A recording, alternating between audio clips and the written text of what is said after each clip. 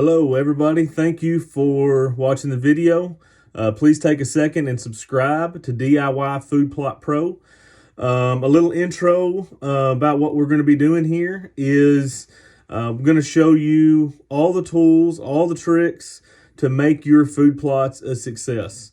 A little intro about myself. I'm a farmer in Western Kentucky, and I also operate a whitetail guide service, an outfitter in Western Kentucky, and I've literally planted hundreds of food plots successfully, some not successfully. There is a steep learning curve on food plots and how to do them correctly, how to maximize your dollar that you're putting in as a return for your whitetails in the fall and the winter during hunting season.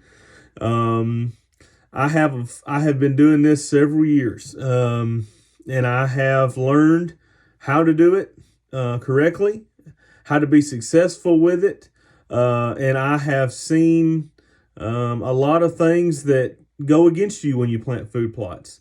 It's an uphill battle a lot of times with nature, with wildlife, and I've learned a lot, and I've figured out how to do these successfully. Even in large, high-density deer areas where you're trying to establish a plot for them, but they can also be a nuisance when you're trying to establish a plot. Basically the reason that I created this channel was to help y'all be more successful with your food plots, answer your questions, and hopefully together we can get you a great food plot that's going to pull a lot of deer onto your farm, that's going to hold a lot of deer on your farm. Because the main reason that we're having to do food plots is a CWD spread. That's a huge deal going on in the United States. And if it hasn't affected your area yet, it's going to. It's spreading. And almost all the states that I have seen have went into a no bait, no feed scenario when they get even close to a CWD case.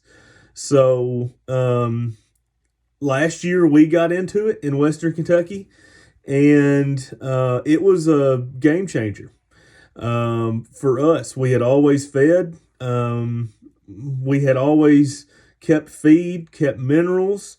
We always did some plots as well, but we relied heavily on plots and minerals. On feed and minerals, and that's something that changed for us this year, and it's changing for a lot of folks. So it's better to get in and start doing these plots before you have a CWD in your area, because from what I understand, check your local regulations, but from what I understand, you can still plant food plots in CWD areas.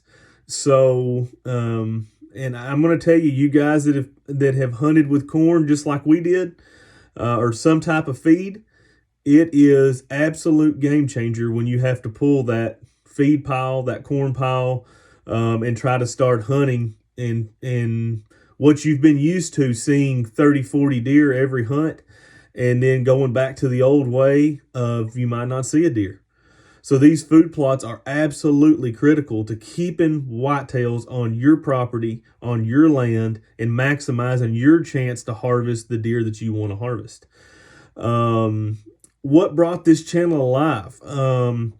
Like I said, I'm an outfitter in Western Kentucky, and I have had multiple people ask me for advice on how to plant food plots. What's the fertilizer recommendation? What should I plant? When should I plant it? And there's a lot of details that go into food plots other than just throwing some fertilizer down, throwing some seed down, and there you go. I've done a lot of research on food plots. I actually have a bachelor's degree in agronomy, plant and land science. So this is right up my alley anyway. I've always loved this stuff. So I'm excited to share the information with you to help you improve your food plots and hopefully help you harvest a mature animal.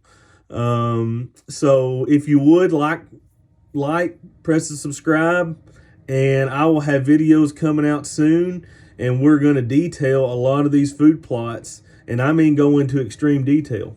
From what I've searched in the past and what I've looked online, yeah, there's a lot of information out there, but it's not a lot of great information. They lack an awful lot of details that are very important in planning food plots for your whitetails. So I appreciate y'all watching, and be on the lookout for any new videos that come out. So thank you.